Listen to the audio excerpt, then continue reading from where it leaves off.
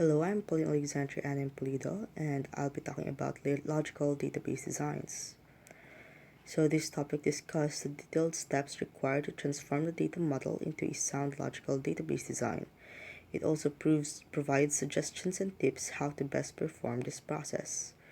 So what is a logical database design? A logical database design is the process of deciding how to arrange the attributes of the entities in a given business environment into database structures such as the tables of a relational database. It is a high-level design without a great level of detail.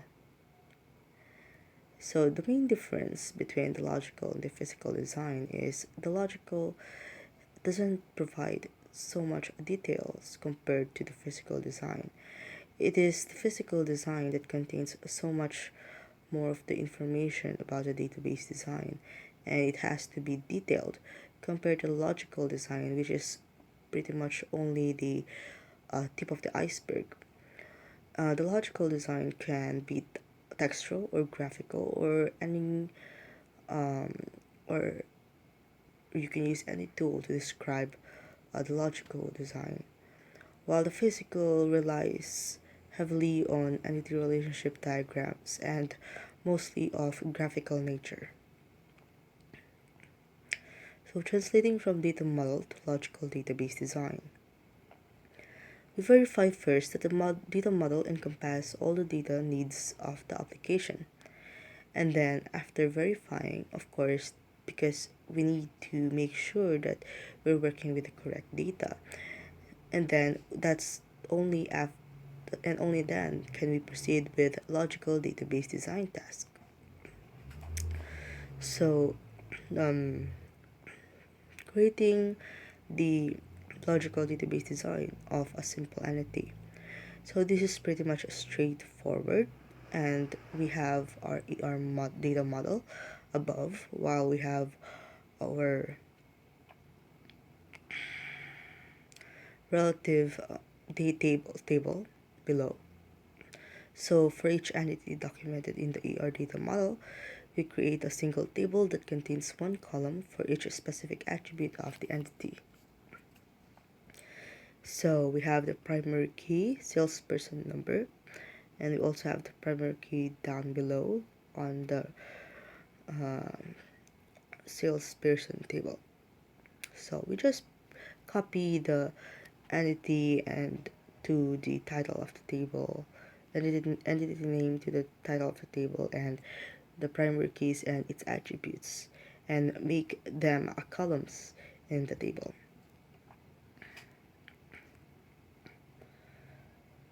So a one-to-one relationship. So this is where it gets tricky. We either add primary key of one of the data entities as a foreign key column in the other entities table, or implement both entities in one table.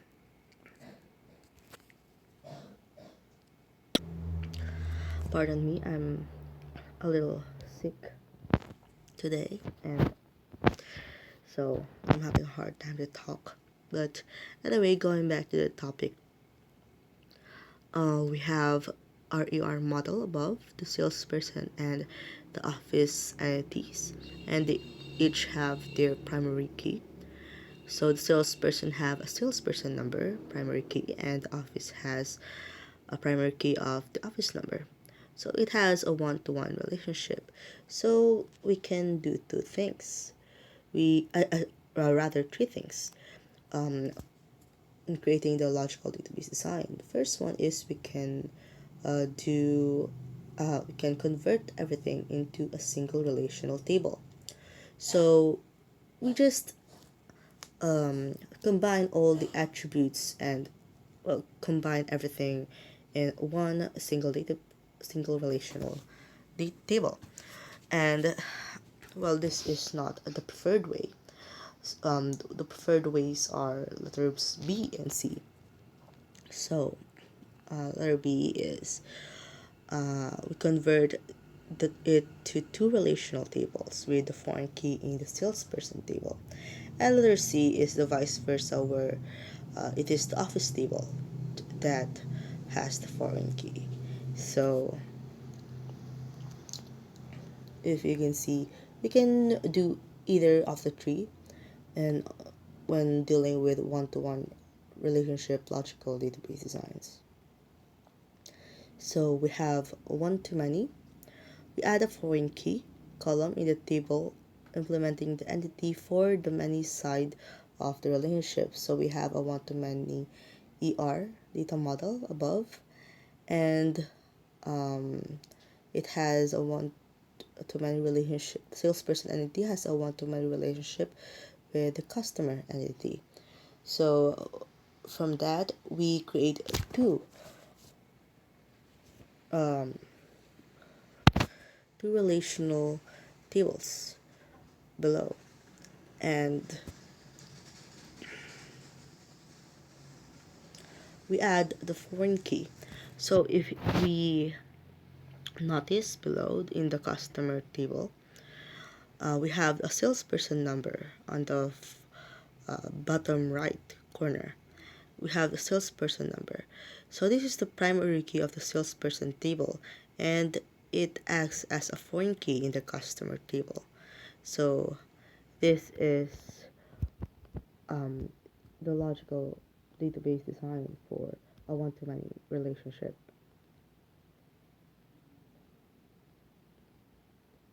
So for the many-to-many relationship, we create an intersection table whose primary key is a concatenation of the respective primary keys of the two entities involved in the many-to-many relationship.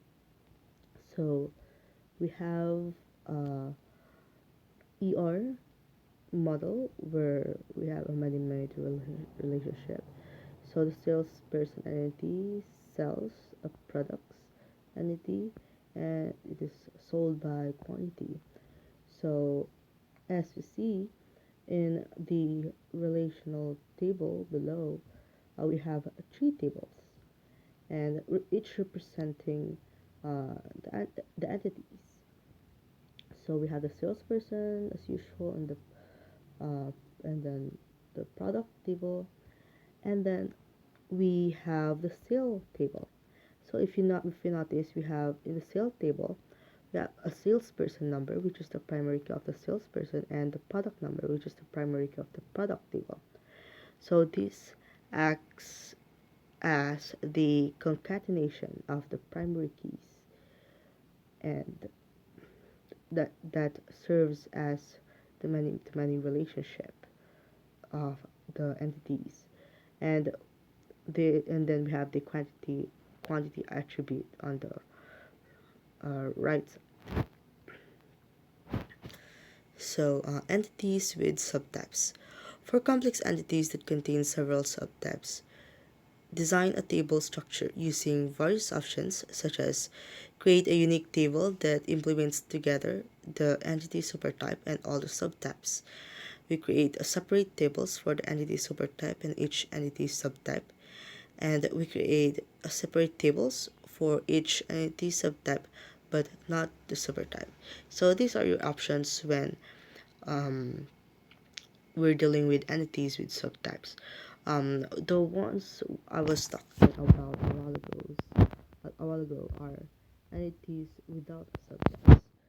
So there are two categories wherein we can take logical database design tasks. So data views. A data view allows the database designer to create a different representation of the data that is stored in the database tables. Views can be used for different purposes, such as to restrict access to a predetermined set of rows or columns in a table, or to facilitate the work of the programmers by allowing them to select data from several tables without forcing them to join.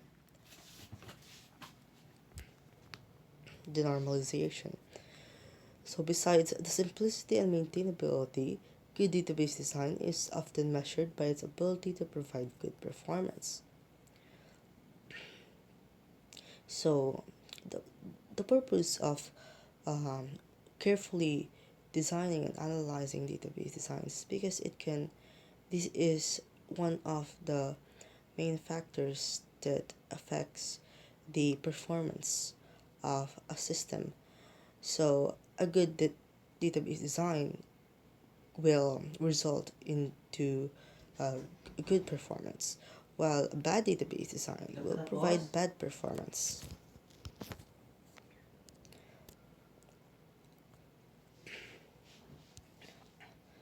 So some specific situations might warrant the need to normalize some of the logical database structures to build a major application that is more responsive. The normalization considerations. So these are the things that we consider. Derived data entails storing in the database specific data that can be produced from other data. For example, the total invoice amount. So this data can be a derived data if, for example, it was produced from the data of the sum of total of the, the invoices in a database. So, duplicated data. Sometimes you might need to duplicate specific data from one table to another to improve performance. Summary data. Sometimes you might need to store various types of historical data to ensure faster response times in certain queries, for example, storing computed values. So, like the total invoice amount. So, if we store immediately this derived data into the database instead of computing it again and again in the future, and we just store it into a table, then it would be faster to retrieve that information again in the future instead of deriving it again and uh, give another burden on the database to compute the total invoice amount. So this is the summary data by storing computed values. Refining and analyzing the critical data access patterns. So the detailed data access paths of the most critical online transactions should be carefully analyzed to ensure that the logical database structures can accommodate them. Thank you for listening.